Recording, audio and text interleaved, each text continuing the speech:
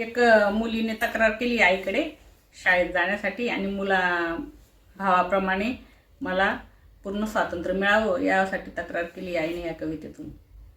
त्याच्या आधी एक छोटंसं माझं वाक्य आहे महिलांसाठी. संकटे येतील बार बार नको घाबरू, संकटे येतील बार बार नको घाबरू, हाती घे झाशीची तलवार. वाईट प्रवृत्तीचा करण्या संवार तू आहे एक पेटती मशाल, संकटे येतील बार बार नको घाबरू. मुलीने केलेली तक्रार आईकडे. स्वयंपाक भांडी धुणी मी धुवावे, घरकाम करुणी शाळेत जावे. स्वयंपाक भांडी धुणी मी धुवावे, घरकाम करुणी शाळेत जावे. सुटली की शाळा येते घरी, ठेव भरवसा माझ्यावरी. सुटली की शाळा येते घरी, ठेव भरवसा माझ्यावरी. चुकीचा मी पाऊल उचलणार नाही, चुकीचा मी पाऊल उचलणार नाही. शिकून स्वाभिमानाने जगू दे ग आई, शिकून स्वाभिमानाने जगू दे ग आई. पुढचं कडवं आहे. मुलांना रात्रीची मुभा असते तशी आपल्या भारतात नसते, कारण वाईट प्रवृत्ती बोकाळलेल्या आहेत भारतात. त्यामुळे आपण मुलांना बाहेरच काय घराच्या मुलींना आपण घराच्या बाहेर सुद्धा पाय ठेवू देत नाही. या वाईट प्रवृत्तीचा नाश आपणच करायचा आहे आणि त्यासाठी सगळ्यांनी म्हणून हातभार लावला गेला पाहिजे. इथं ती भैयासाठी कडवं म्हणते पुढचं.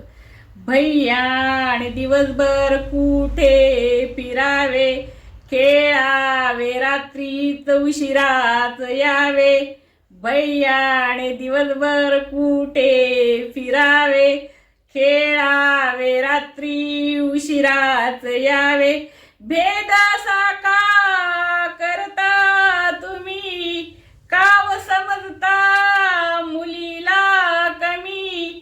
भेदासा का करता तुम्ही, काव समजता मुलीला कमी. मुलाचा भरवसा मुलीचा का नाही, मुलाचा भरवसा मुलीचा का नाही. शिकून स्वाभिमानाने जगू दे ग आई, शिकून स्वाभिमानाने जगू दे ग आई. शाळेत जाऊन सावित्री होई, सावित्रीचे गीत महिलात गाई. शाळेत जाऊन सावित्री होई, सावित्रीचे गीत महिलात गाई. झेप घेऊ दे अडवू नको, भुल्या भावनेने डांबवू नको. झेप घेऊ दे अडवू नको, भुल्या भावनेने डांबवू नको. यशस्वी मी होईल हरणार नाही, शिकून स्वाभिमानाने जगू दे ग आई.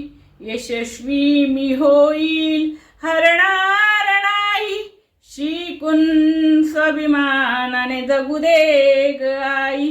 शिकून स्वाभिमानाने जगू दे ग आई, शिकून स्वाभिमानाने जगू दे